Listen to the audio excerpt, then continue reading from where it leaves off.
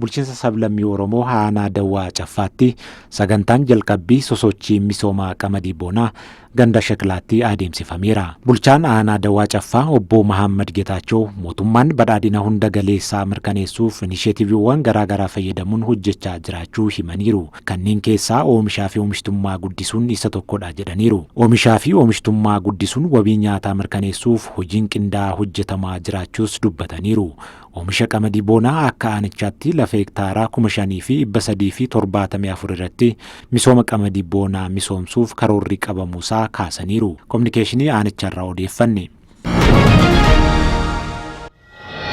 Sagantaan baniinsaa jalqabbii piroojeektii baankii addunyaa aanaa Dawwee Harawaatti gaggeeffame. Bulchiinsa sablammii Oromoo aanaa Dawwee Harawaatti sagantaan baniinsaa jalqabbii piroojeektii UNDP baankii addunyaatiin bakka keessummoonni naannoo fi bulchiinsa sablammichaa argamanitti gaggeeffameera. Bulchaan olaanaa bulchiinsa sablammii Oromoo obbo Ahmad Alii guyyichi uummata aanaa Dawweedhaaf guyyaa injifannooti jechuun dubbataniiru. Mootummaan naannichaa qabeenya humnoota badiin manca'an deebisee dhaabuuf tattaaffii taasisuu keessatti piroojeektiin kun faayidaa olaanaa kan qabu ta'uu dubbataniiru. Bulchaan aanaa Dawwee Harawaa obbo Heelan Mahammad aanaan Dawwee Harawaa aanaa jaalalaa tokkummaa fi aanaa waliin jireenyaa ta'uu kaasanii uummanni aanichaas fedhii misoomaaf qabu olaanaa ta'uu dubbataniiru. Qabeenya aanichaa humnoota badiin barbadaa'ee deebisanii dhaabuuf piroojeektiin UNDP gumaacha olaanaa kan taasisu ta'uu himaniiru. Aanichatti rakkooleen kanneen akka daandii, bishaan dhugaatii, neetwoorkii fi hanqinni manneen barnootaa qabaachuu hanqinaalee kanneen furuuf piroojeektiin UNDP kun faayidaa qabaachuu dubbataniiru. ሰላምን በሁለንተናዊ ስራችን ውስጥ ቢውልት ኢን አድርገን የምናመጣው ኮንሴፕት መሆኑን መገንዘብ ያስፈልጋል። Itoophiyaatti nageenya waaraa mirkaneessuuf dhaabbileen hojiirra oolmaa nageenyaa of keessatti hammatee qaama karoora isaanii gochuun hojjechuu qabu jedhame.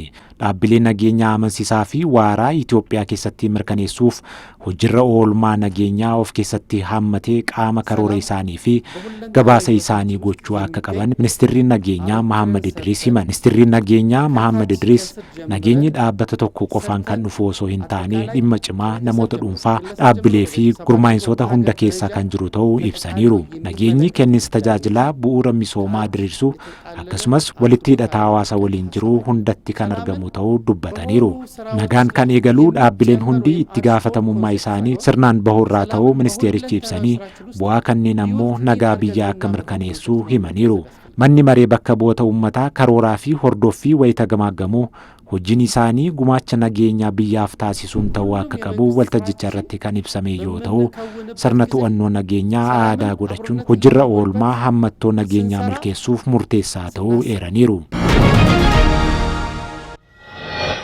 በዚህ ክልል ከወትሮው በጣም በተሻለ ሁኔታ ትልልቅ ኢንዱስትሪዎች ወደ ስራ እየገቡ እንደሆነ አዳዲስ ኢንዱስትሪዎች ኮሚሽኒንጋቸውን ጨርሰው ወደ ማምረት ለመግባት ቅድመ ዝግጅታቸውን እያጠናቀቁ እንደሆነ Naannoo Amaaraatti indaastiriiwwan haaraa oomishaawwan tarsimoo oomishan hojiitti galfamuu himame. Kaawunsiliin oomisha indaastirii biyyoolessaa naannoo Amaaraa magaalaa Dabra Biraanitti indaastiriiwwan oomishaa daawwateera.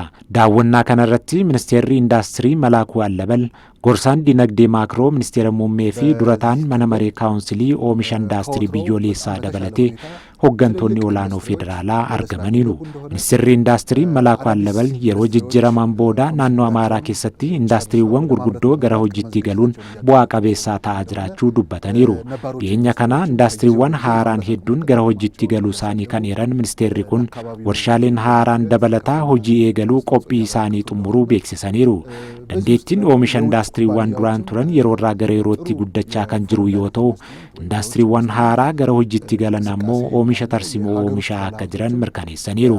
Kantiibaan magaalaa Dabra Biraan obbo Baduluu Wubishet gama isaaniin ijaarsi indaastiriif haalli mijataan jiraachuu hordofee magaalichatti warshaaleen hedduu ijaaramaa jiraachuu himaniiru.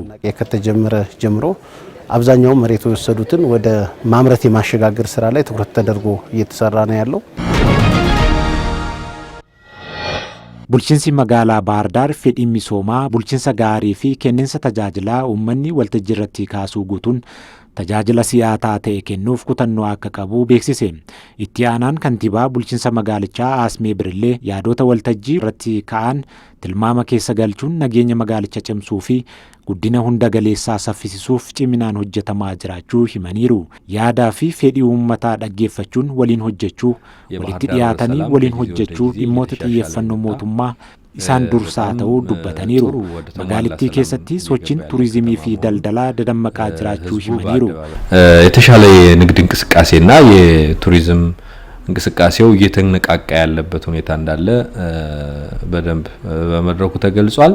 Hannaa fi yakkoota biroo darbee to'achuuf carraaqqii taasifamaa jiru cimsuuf uummanni nageenya isaa deebisuun hojii magaalittii bakka nagaa taasisuu cimee kan itti fufuu ta'uu mirkaneessaniiru. Fedhiin misoomuu magaalichaa waliin wal qabatee misooma kooriidarii fi fedhiiwwan misooma biroo gama hundaan ka'an akka qabeenyatti fudhachuun hojiiwwan waggaa kana keessatti jalqabaman saffisaan xumuruuf hojjechaa jiraachuu ibsaniiru.